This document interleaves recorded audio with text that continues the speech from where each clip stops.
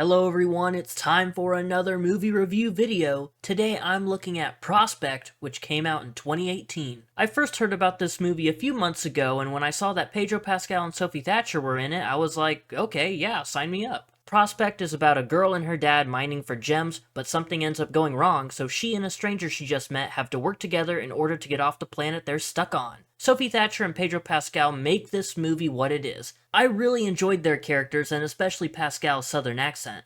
Okay, I like to believe you. The relationship that they build from the start of the movie to the end worked a whole lot for me, and I thought that this was going to get added to the pile of movies that I love. Unfortunately, while pretty much all of the movie is filled with cool sci-fi stuff and interesting characters, the ending just didn't do anything for me. I'll get into it more at the end of the video, but this movie just falls right on its face. Prospect doesn't have a bad ending. In fact, it's an alright finish to the movie. It just didn't live up to the rest of the film. It feels slightly rushed, and I was expecting a bit more. And it's such a bummer because I was really digging this movie, no pun intended. But I'm not going to waste any more time. Let's dive a little deeper into Prospect. We start off in space and a girl is writing in a journal. Her name is C, and she works with her dad Damon extracting gems. That night they're talking, and she tells her dad that she wants to head back to their home on Camria. Damon tells her that their situation is temporary and that he should have told her, but he drifts off into sleep before he can finish. When they wake up, they detach from a satellite-looking thing and head out on a job, but something ends up going wrong and they crash land in their pod. Seems like they struggled to blast off where they needed to, so now they're off course. They put on their spacesuits and head outside. On their suits they have some sort of air filter because on this forest planet there's a lot of dust, and that dust is not good for you. They also have a weapon called a thrower, and I'm pretty sure that's gonna come into play soon. They're going for a stroll and there aren't any Ewoks around, but what they do find is a hole in the ground. It appears to be from an Orlac dig, and Damon is gonna look for some resources. He digs into a weird pocket and yanks out a white organ looking thing. They do a little operation on it, but it's a very delicate process.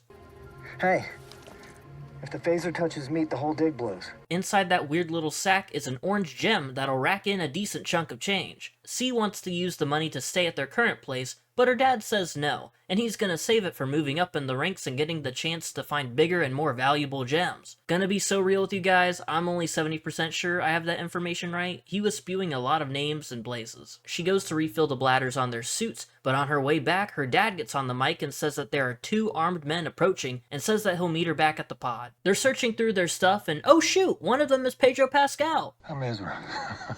Oh, Ezra, my bad. Ezra's partner knocks him down and they demand the keys to his pod. However, Damon makes them a deal. He knows exactly where a giant Orlac dig is and he was hired to harvest a piece of it. But he'll lead them to where it is and they'll take all of it for themselves. Ezra says shoot, why not, and takes him up on the offer. Damon gets back on the mic and tells C to follow behind them with the thrower and target the bigger dude on his signal. Soon enough, he gives her the signal, and she aims the thrower at the one guy, and Damon holds up a gun to Ezra. He demands that Ezra opens a box that they have with them, but C just wants to dip now that they're unarmed. Damon takes the box, and there's several gems inside, but while he's looking at the loot, the big guy grabs his machine gun. C shoots the big guy with the thrower, but the big guy shoots Damon, and all that's left is Ezra and C, but she runs away.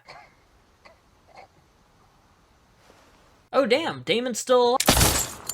Okay, well, never mind. C returns to the pod after spending a little time collecting herself in the woods. The pod rumbles, beep boops, and hisses, and then it breaks. Well damn, your dad and now your pod is dead. She chews on some brain gum that her dad had earlier and just sort of vibes for the time being. Later, she hears some noises outside. Ezra enters the pod and she lands a shot on him with the thrower. C has the chance to kill him, but she makes a deal just like her dad did moments ago. She won't kill Ezra if he leads her to a ship and gets her back into space. Ezra patches himself up and informs her that he doesn't have a ship anymore due to a dispute over some Orlac. So now his offer is that they work together and stick with Damon's plan and go get all of that Orlac for themselves. C doesn't trust him, but I will admit, Ezra is one smooth talker. He apologizes for killing her dad, but also says that he did it to himself because he was trying to steal his gems, knowing that it would probably get him killed. She pretty much has no other options, so she takes him up on the offer. And another thing, Ezra's filter is getting low, so he has to connect up to C's. They head out on their journey to find the Queen's lair. On their journey, Ezra has to stop and catch his breath, but C spots a person in the distance. Ezra tells her to drop the gun and put her hands up. She does, and the person runs away.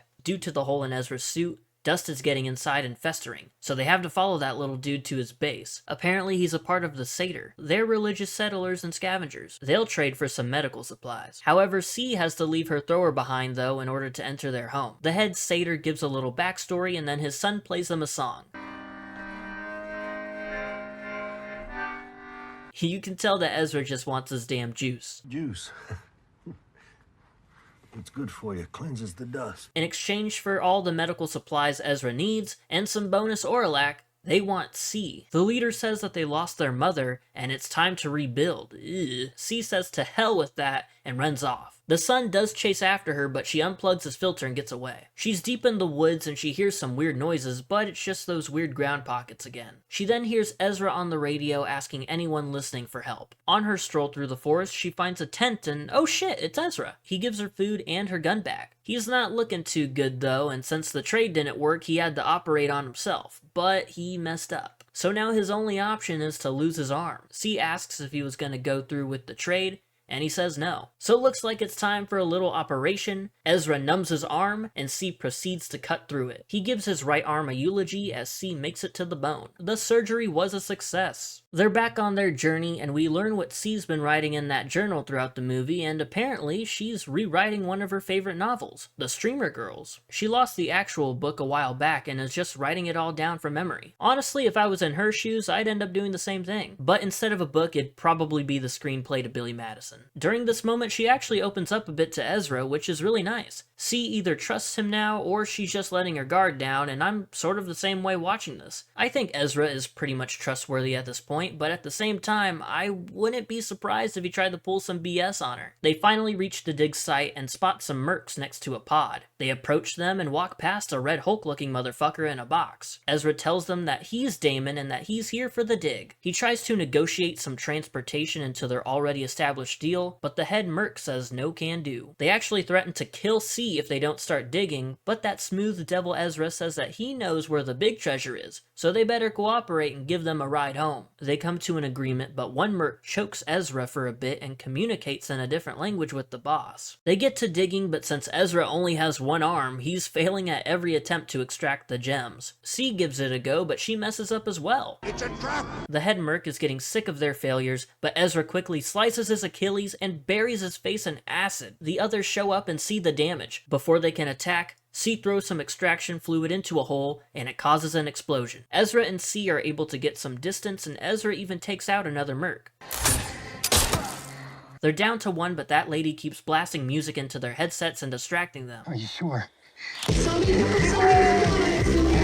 They come up with a plan and they head into action. C is able to tackle her from behind and hold her down, but right before Ezra can stab her, she stabs him. He does jab her in the neck a few times though to put her down. Ezra's in really bad shape and he tells C to grab the gun and leave. She heads back to the dig site and grabs some supplies, but she gets shot at. That dude in the box from earlier takes out the merc though, which feels so damn random, but whatever. She decides to head back to Ezra and she seals up his wound. They both head back to the pod while the pink homie just watches, and they head up into space. C spots the big satellite where her and her dad originally came from, and she smiles. And there you have it. That's Prospect. Overall, it's a good movie, and I would even say it's a great movie. But man, oh man, did that ending just not do it for me. I'm pretty sure I understand why it ends the way it does. C is headed back to the place she never wanted to leave, and earlier in the movie her dad gets greedy and gets killed, and at the end of the movie she could also get greedy and dip, but she decides to save Ezra. It's like this is who she is, and it's a she's stronger for being happy with what she's got kind of thing. And now she has a slightly damaged Pedro Pascal to hang out with. I loved their dynamic so much, and I feel like I should really appreciate the ending more than I do. From the start of their relationship where he killed her dad, but she needs him in order to get off the planet,